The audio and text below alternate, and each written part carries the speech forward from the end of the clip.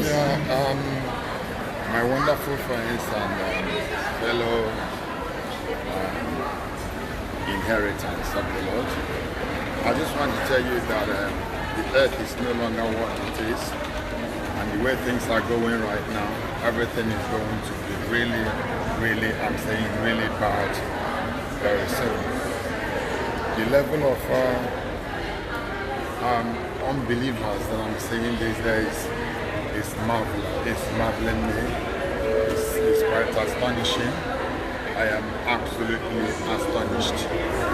But you know, it's not a new thing. Like you all know, and I know, that if we don't do anything, then something is going to happen. And that thing that will happen will not be on our own side. It won't be on our own favor. Because the world is going totally wrong. I don't know, it's a little bit noisy here. I'm inside the train station here in Stockholm, Sweden, so you might not be hearing me properly. Let me try to go outside, but the noise of the announcement is too much.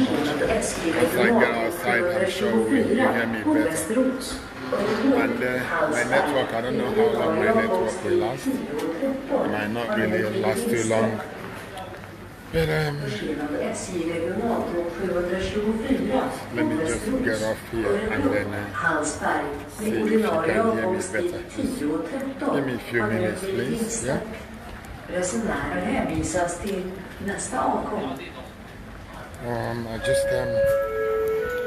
heard some few things. I've tried to have a discussion with some people. I tried to talk to them about Jesus and all that. I have to say the truth. Over 75 or maybe 80% of people that I've spoken to this morning, one-on-one, they just tell me that they don't believe in God. And it's disheartening. It's seriously perturbing. I just wonder, where are the ministers of God? Where are those that God has assigned for this work? Where are they? Are they just going to sit down and things will be going the way it's going? Or are we perfectly doing the best thing that we should do? I mean, sometimes I just ask this question. And when I ask this question, trust me, I meant it from my heart. They're like, let me just maybe throw one question to you right now. The question I'm throwing to you now is, how many souls have you impacted in the place where you are living?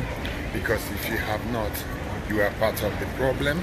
And I want you to also be part of the solution, because the problem is huge. It's quite huge now. So we need you to be a little bit, how do I say it now? Part of the solution. We cannot continue with the way things are going. Basically, my own life itself is not. Good morning. How are you? Oh, UNICEF. No, UNHCR. And what does that do, please? We take care of refugees. We help people that are in need, countries that are in need, like Yemen, Venezuela, Syria, Afghanistan. Okay. And the difference between us and UNICEF is that UNICEF is for children, and we are children. We have gender limit. We don't have gender limit. We don't have age limit, and we give birth to UNICEF. UNICEF actually. Okay, because I mean the color looks like UNICEF. That's why I thought that it was we give birth to UNICEF. UNICEF and Red So, Cross. do you base in Africa as well? We are in Sweden, but we help those in Africa. Yes. Okay, you don't have office in Africa. We do have offices in Africa. We have in South Africa. We just opened a branch in Ghana. Okay. And we have in Uganda. Okay then. So now, how do we? South I mean, Africa as well. please, what's the faith base of it? Is it just secular or is it faith based? Is it faith based? Do you believe in God? Of course, we believe in God. Okay. We all have religions. We don't have. If you believe in Allah, it's the same thing. If you believe in Krishna, I don't know which one. It's the same thing. But we don't choose religion. We are not religious people. I mean, we don't take based on religions. We are not just as we are you not. Personally, what do you believe in? Just I'm Christian. You're Just Christian. as we are not politics. Nice meeting you. Nice to meet you too, sir. I'm a Christian too. I'm an evangelist. Oh, that's great. And what I do is that I travel to every part of the world, speaking to prisoners. Oh, really? I was in this Stockholm 8 years inside the prison here in Södertälje. Sodeteria, do you know I'm from Sodeteria? You say that's the Hall. You know Hall prison, yeah? That's where. I don't want to know those places. Okay, yeah, but it's in Sodeteria anyway. Okay. Yeah, that's where I spent my 8 years here. I lived here for 50 years. I lived there for 15 years before I moved to England. And the funny part is that every time I step down my feet here, I don't live here anymore. My children are here, but I moved down to Nigeria. Anytime I step back here, I feel like the country, not just only the memory of the prison, I feel like the country is getting worse and worse. They don't even know who every Christ country is like that. I've spoken to more than 12 people today in this station. Most of them, about 75, 80, tell me that they don't believe in God. That's why it's so scary. That's white people for you. It's so scary. If you go to Italy, the worst, they only go to church when they're doing burials, baby dedication, And what can we do to change something? Because, you and I, like I see you talking here now, seriously, I'm boldly glad in my heart that I could meet a Christian. Oh, really? Because, everyone I talk to, I'm from Nigeria. I'm a Nigerian as well. Are you joking? Obviously, yes. We have, where's my Nigerian brother? We have Are you serious? Yeah. Glad to see that. So how do we impact society? Because we shouldn't live in fear anymore. I have to be honest with you, my love, yeah? My name is Christian Okezechukwu. I'm an Igbo man, yeah?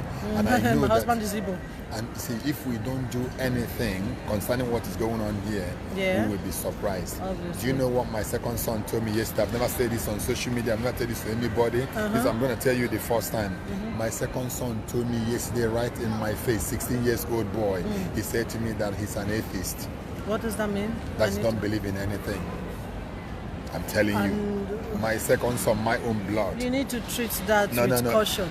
This is something you need to treat well. The caution. caution is now, I'm going to pray like I've never prayed before. And you know what I'm going to do? Because if you fail, God wouldn't be happy. Oh my God. Oh my God. No, I need to give you this as a shock because, I love to use myself as an example to help people.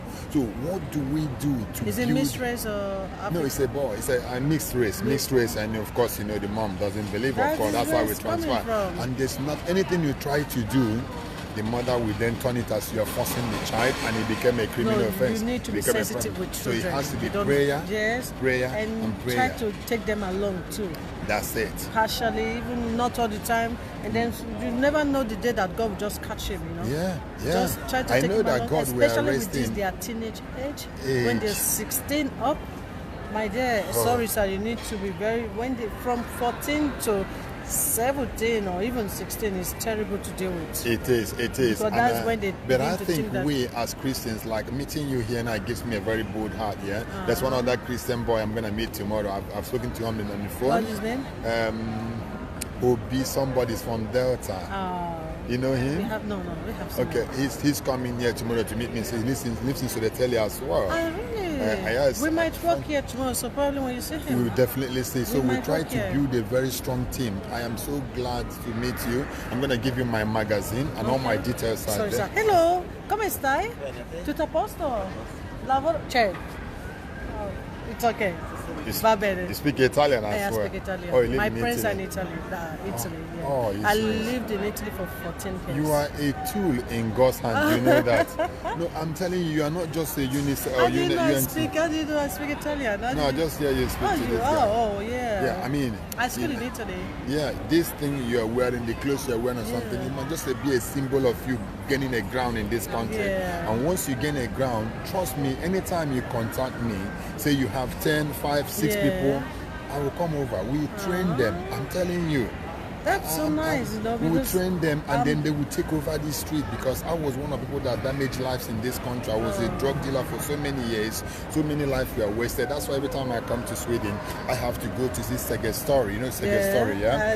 That's where all these smokers, crack people. So you know them also, you know how to tackle the... Yeah. So when I meet them, I talk to them about Jesus because I say, yes, I've messed up your life because I'm the one that brought the drugs that make you like this. But now I need you to listen to me. Look at what God has done me. He has cleaned me up, so you need to be clean up as well.